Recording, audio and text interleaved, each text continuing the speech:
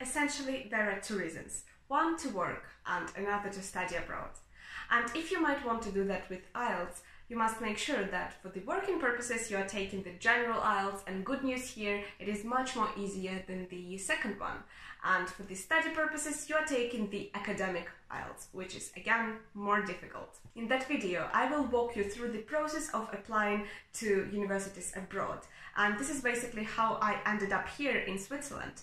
Originally I'm from Russia, from St. Petersburg, and there I study at the Graduate School of Management doing my master's degree. And in my home university I have an opportunity to receive a double degree with the university abroad, and I have chosen the University of Gallen here in Switzerland.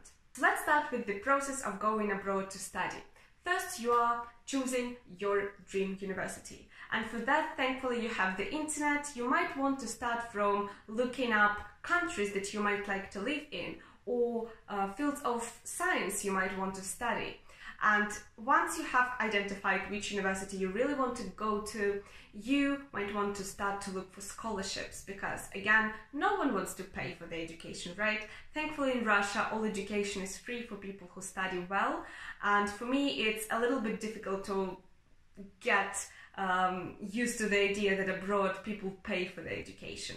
Of course there are exceptions. For instance, in Germany the higher education is free, so if you know German this might be a very nice opportunity for you. But if you want to study in other countries, probably you will need to pay a lot. So once you are all established with the uni and the scholarship, you will have to look at the eligibility criteria, and this is something that really decides whether or not you will be the perfect fit and whether or not you are getting into that university. So if you want to get your bachelor's degree abroad, one of the eligibility criteria will be some kind of a average grade that you must have, or if this is a master's degree you're applying for, then you might have to have a certain bachelor's degree previously. So check that. Also in the eligibility criteria might be a portfolio where you're basically providing to the university proofs of your very high academic performance and of the fact that you have won some state grants, some scholarships, I don't know, business case championships, anything that might be applicable for your field of study. And again, there might be some international tests involved, such as obviously IELTS or GMAT or TOEFL, or you might provide them certain publications of yours, or an interview, or a motivational letter, an essay, a CV, a lot of things. So check that out and prepare a big application package.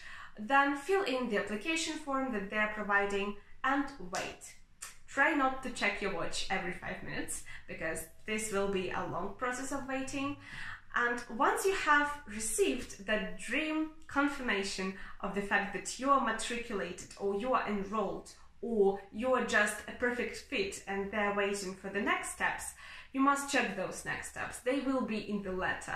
Typically, it is applying for a visa, it is paying your tuition fee and buying the tickets. Well, once you are 100% sure you're going, once you already have the visa, and here you might want to ask your university for help, because sometimes it is really not easy to get a visa. And thankfully my university was very helpful in that, and they took me through the whole process. But do not hesitate to ask them about that. So when you're 100% sure you're going, you must start looking for apartments or for dormitories. Sometimes universities do not provide that, and it might be a big problem for you when you arrive. So try to hedge yourself and try to secure yourself for such problems, and look for that beforehand. So this is basically how you change your country and go abroad. It looks easy, however this process might be very long. It took me half a year or even more to get from the point A to the last point of moving here in Gallen. Now, if we're talking about job purposes, the process is essentially the same, and the only difference is that you are looking for an employee, not university, basically, and that's it.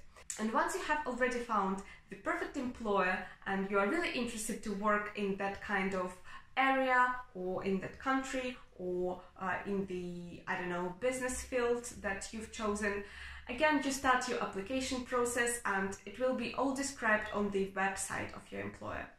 In the eligibility criteria for your job, you might find certain CV requirements, certain experience requirements, or certain, KPIs that you have fulfilled in your previous workplace. So make sure to provide those. And once you have your certificate of approval or just a letter that says that, yeah, we're happy to have you, come join our team. Again, you start with your application for your visa. And here the visa will be different. It will be with a working permit. You don't need anything else apart from the work permit. And you're good to go. So how basically I did it? What was my experience? First of all, I took IELTS to apply to my home university in Russia, in St. Petersburg. And this is because all the study process is conducted in English there. So we needed to prove that we are able to speak English. And therefore I took my IELTS and GMAT tests. And then I was just sitting and waiting, and I got my confirmation. Thankfully, I got in. After 1 semester of my studies, there was an opportunity to enroll to a double degree program called SAMS, and this is an alliance of global schools of management education. So to get there, I also needed to go through a selection process, which involved taking interviews and writing motivational letters, essays, providing my CV, my average grades, etc. And once I have gone through that, I could choose a dream school of my destination, which happened to be Gallen, because this is the best university in Switzerland in terms of business education, finance and management. So I chose that, and again I provided all the documents, I applied, I waited, and I got the positive result. I got my matriculation certificate, which proves the fact that I am in the program and that the university is waiting for me. I went to the embassy with that and applied for my visa, and basically it was it. I started to look for the apartment, I bought the tickets. I was very nervous because this is honestly my first time abroad, and I just got here 1 week ago. Right now it is my rush week, like kickoff week for freshmen. I'm not a freshman obviously because it is my 2nd year of master's degree, but still I'm fresh to that university, to that country. Thank you so much for being here today with me. I will be very happy if you decide to leave a like for me or even subscribe. And as always, I will be delighted to see you again here. Ciao!